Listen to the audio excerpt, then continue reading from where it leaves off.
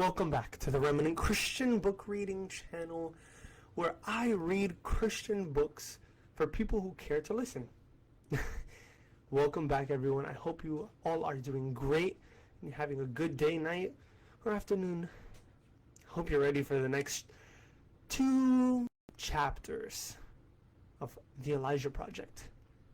Now, we took a little break for the holidays, but now we're back. And get ready, because it's going to get even more interesting. If you haven't already, please like and subscribe, and maybe even consider sharing this with your friends or family. But with that being all said, let's get right in to the book. Chapter 6, Darkness Closes In. Zach tried his best to stay cool. It would have helped if his heart wasn't pounding 1,000 times a second, and if he wasn't breathing, he'd just sprinted 12 miles. "You don't mind, do you?" Jason asked. "My sensing those things about you?" Ashley giggled. "I told you he knows stuff."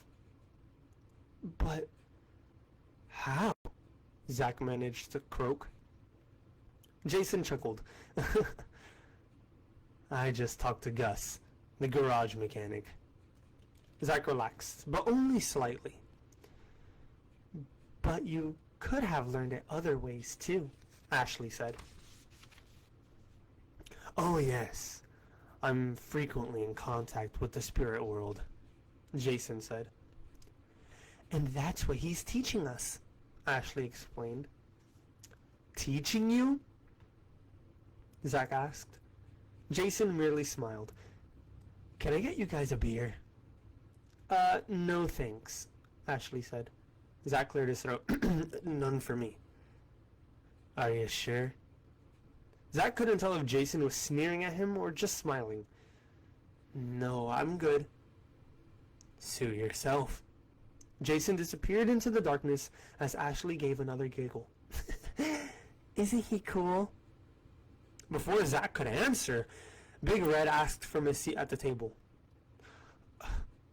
"Why isn't it moving?" "Yeah," Stump complained. "It's never taken this long before." Zach turned back to Ashley. "What's supposed to happen?" "Usually that plastic thing they have in their hands on, starts to move." "Move?" "Yeah, see those letters on the board?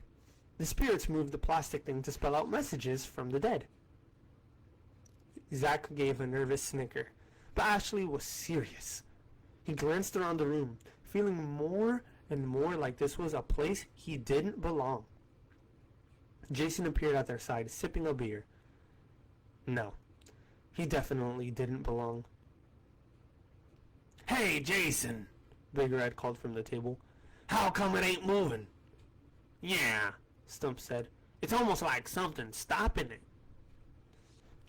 "Might be a negative force," Jason said. "A negative force?" Stump asked. "Yes. Someone who is not open to our powers. Someone afraid to give in to the dark forces." Zach fidgeted. Jason continued. "Not only afraid, but actually fighting it. Fighting the darkness." "Who would do that?" the skinny kid asked. "Oh, I don't know." Jason turned towards Zach. "Maybe our guest has a clue." Zach swallowed. "About what?" "About who might be stopping our powers.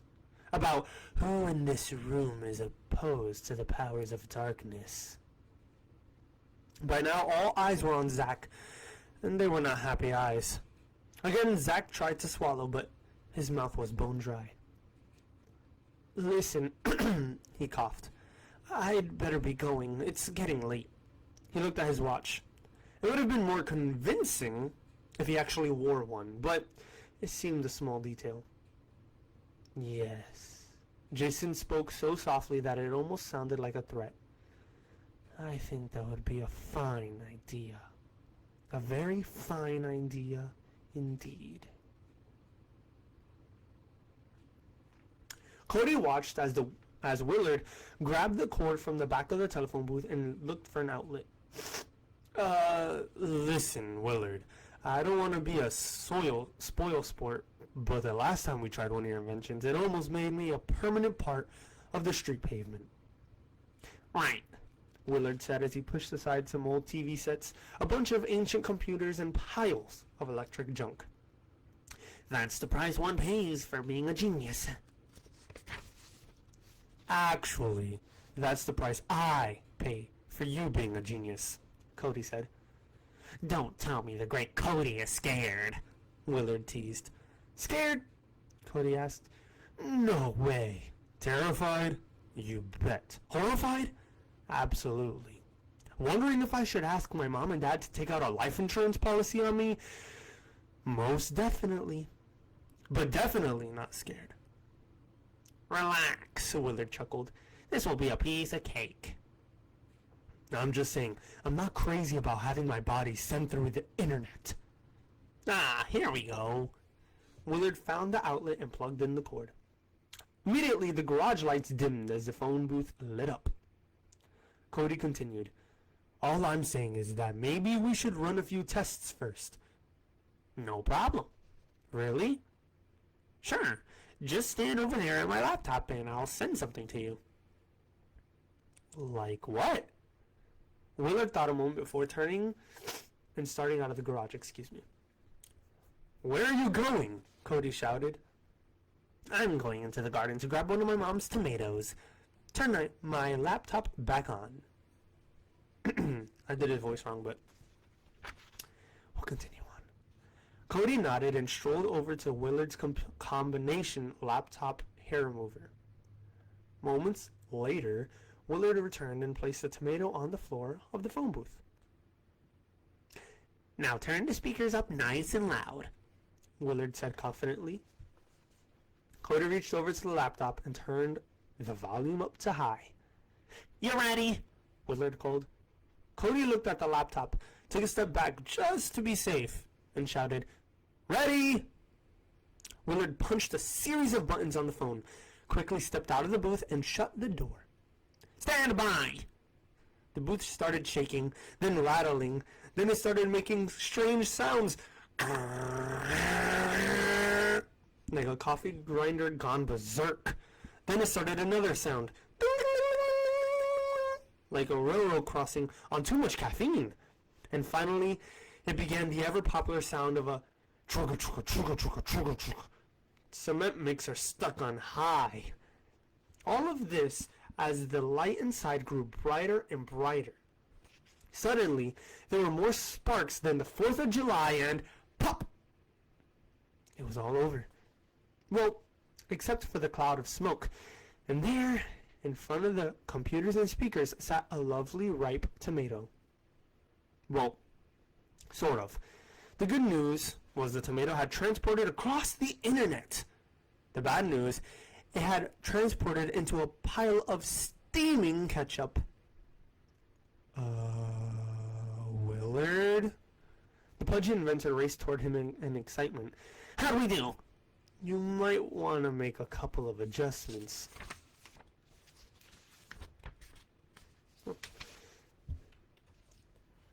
Ashley tried to follow Zach outside, but Jason blocked her. I'd like to see you in my office for a moment. I should really check on Zach, and this is about Zachary. Ashley looked up into his coal-black eyes. The man was deadly serious, and when he got that way, she knew it was best not to argue. She'd seen the way he'd humiliated other kids who gave him trouble. Sometimes he made fun of them in front of the entire group. Sometimes he gave them the worst jobs, like cleaning the toilet. And sometimes he completely ignored them like they weren't even there, for days or even weeks. Without a word, the two of them walked toward his office and entered. Since Jason liked darkness, there was no lights in the room, and the drapes were drawn to keep out the sun. He pulled up a chair at the end of a long table and sat. So, tell me all you know about Zachary. Ashley shrugged. There isn't much to tell. He's a nice guy, and he's got a sister and a strange little brother. Yes. Jason nodded and lit up a cigarette. The brother. Tell me about the brother. I can't really explain it. It's like there's something different about him. Like he's really simple, but at the same time he seems to know stuff. Jason remained sitting in the darkness for a long moment. Only the glow of a cigarette illuminated his face. Finally, he spoke. I think it's time to elevate you, my dear. Elevate me? She asked. The spirits have confirmed to me that you are very special. Me? Ashley's heart began to race. Wasn't that the whole reason she'd been attracted to Jason and his group in the first place? No one else accepted her, but his group did. Not only accepted her, but there was always the hint that she just might have special powers. And now, wasn't that exactly what Jason was saying? Yes, he whispered. Very, very special. But how? She could barely find her voice. How? How so? You have the ability to draw people, to lead them to us for enlightenment. Like who? I don't know any... You know Zachary. He is special, don't you agree? Ashley nodded, almost smiling. He was special, at least to her. Jason continued. He will draw other special people, like a sister, and most importantly, his little brother. Ashley continued to stare at the glowing cigarette. Tell him he's invited to our seance this afternoon. But you saw how freaked out he was with the... Yes. And I'm afraid I didn't help. Please apologize to him for me. And tell him I am specifically holding the event in his honor. And if he doesn't want to come, you'll see to it that he does. But I don't want to pressure him. I mean, if he feels uneasy, maybe... Jason pounded the table. You'll see to it that he does. The outburst shocked Ashley. She wasn't sure what to do, but Jason's voice quickly softened, becoming as quiet and mysterious as it always was. That is your destiny, my dear. Your high calling. That is why you have been chosen. Almost against her will, Ashley felt herself beginning to nod. Part of it was the excitement of being so special. Part of it was fear of what would happen if she disobeyed. Ooh, that was the end of chapter 6. Let's jump straight into chapter 7 and see what happens. Chapter 7, a strange customer. It had been a long, tiring morning as Silas retraced their route back up the mountain road. They stopped at every turnout and rest stop along the way. The kids' RV had to be somewhere. It wasn't any easier with Bruno the belching machine sitting in the back. Apparently, he needed something that didn't agree with him. Silas couldn't imagine what. It was just the usual 5 double cheeseburgers, 4 greasy tacos, a couple sides of onion rings, 3 apple turnovers, and 1 super-sized soda. And if all his burping and belching wasn't enough, there was the little call Monica got from Shadow Man. You lost them, didn't you? He hissed through her cell phone. Monica's face twitched nervously. It wasn't that she was afraid to talk to the Shadow Man. She was terrified. Come to think of it, so was everyone else in the van. It wasn't the Shadow part of his name that scared them. It was the man part. They just weren't sure if it was true. There were parts of him that were like a man. You could see him and everything. And there was his need to sleep and eat. And eat. And eat. But there were other things. Like the way you could never quite see his face. The way he always seemed to be in shadow, even on sunny days. And there was something else. The way he always knew what others were thinking, or what they were feeling, sometimes even from a great distance. He knew what they were doing. Definitely weird. In fact, on the freaky scale of 1 to 10, he was definitely an 11.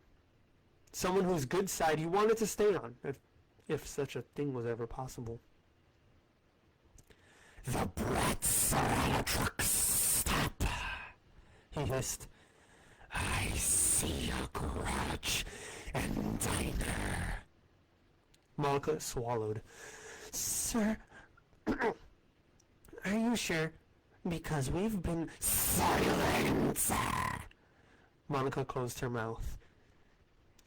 "You will find the little boy and you will bring him to me."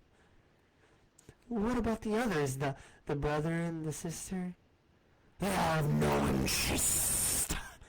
Dispose of them as you see fit." "Yes, sir." Monica waited until the man hung up and then, with shaking hands, closed her phone. "What did he say?" Silas asked. "What do you think he said?" she snapped. Talking to the shadow man always put her a little on edge. "Find them!" Another hour had passed before Silas slowed the van. "Why are we stopping?" Monica demanded. We're coming up to where we first lost them." "How can you tell?" Silas pointed ahead. "There's the railing we bounced off of when we almost hit that guy." "Let me see!" Bruno leaned forward from the seat behind them. Unfortunately, he leaned just a little too far and a little too fast, considering how queasy his stomach was, which would explain his sudden as he threw up all over Silas and Monica. Of course, Monica did her usual screeching and name-calling. Silas, on the other hand, was too busy jerking away and yanking the steering wheel. No problem, except that he threw the van completely out of control. So, just like old times, the vehicle skidded and the tires squealed. "Look out!" Monica shouted. "I got it!" Silas yelled. Bruno threw up again. They slammed onto the exact same railing as before. For a moment, it looked like they were going over the cliff. But Silas fought the wheel, and after a few more skids, squeals, and screechings from Monica, he regained control. The good news was they had once again missed seeing the garage and the diner. The bad news was Bruno still had a little food left in his... Never mind. It's gone now. That's kind of gross, but here we go. If Piper thought the breakfast folks were demanding, they were nothing compared to the lunch crowd. And the place was packed with twice as many customers who were twice as rude. "Where's Ashley?" Piper called to Stan, her boss. He was cooking at the grill. "When does she come in?" "Not till tomorrow." "Tomorrow? You mean I'm all by myself?" "Don't worry, kid. He set out 3 more hamburger platters for her. You're doing great." Piper grabbed the platters and turned. Unfortunately, they were hot. And one slipped from her hand. It crashed to the floor, sending hamburger fries and ketchup in all directions. Of course, everyone stopped and stared, and of course, Piper felt her ears turning their usual beet red. Stooping down to clean the mess, she muttered, "This is obviously a new definition of doing great." When she rose, she saw that the gray-haired gentleman... When she rose, she saw that a gray-haired gentleman had entered and was sitting next to Elijah. He was pointing something out in the Bible, and Elijah was nodding, eagerly listening. Feeling a surge of panic, Piper made a beeline past the other customers to her brother's table. When she arrived, she asked, none too politely, "May I help you?" The man looked up and Piper caught her breath. Aren't you the guy who had the heart attack in Pasadena?" The man smiled kindly. "Lots of folk mistake me for other people." "I guess, but I guess I just have one of those faces.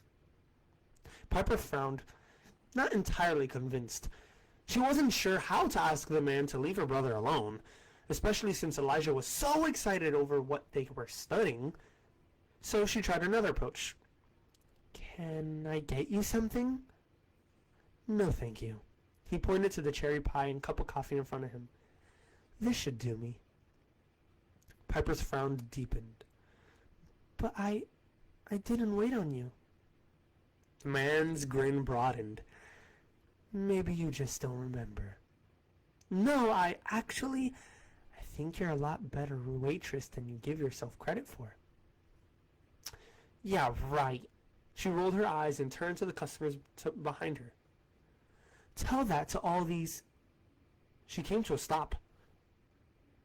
To her amazement, every customer had their food. Not only that, but they were all perfectly content. Her mouth dropped open as she slowly turned to the man. But he was back in the book studying with Elijah. How? He looked up. I see your little brother likes to read the Bible. Yes, she answered numbly. He likes Revelation. Especially Revelation 11, the old man acknowledged. Revelation 11? The passage about the two prophets. Piper scowled, trying to remember. You mean the two guys that come out of heaven? Not exactly, he corrected. What do you mean? Piper asked. I mean, prophets usually start off as little boys, don't they? Miss! A customer called out politely. Reluctantly, Piper turned to a young mother. May I have a refill on my iced tea? When you have the time, I mean. Oh, sure. Piper turned back to the gentleman. I have to get to work. Certainly, he smiled. Her mind spinning, Piper headed over to the iced tea pitcher. She heard the little bell above the door ring and turned to see Zach enter. He looked a little tired and a lot pale. She picked up the pitcher and moved to refill the young mother's glass. Thanks, the woman said. Piper nodded and looked back to Elijah's table just as Zach sat down beside him. The gray-haired man was nowhere to be found.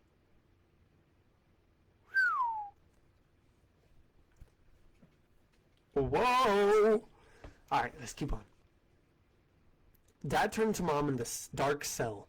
They'd been praying off and on throughout the night and on into the morning. It was harder working than either had expected. It was harder work than either had expected. How are you doing, sweetheart? He asked.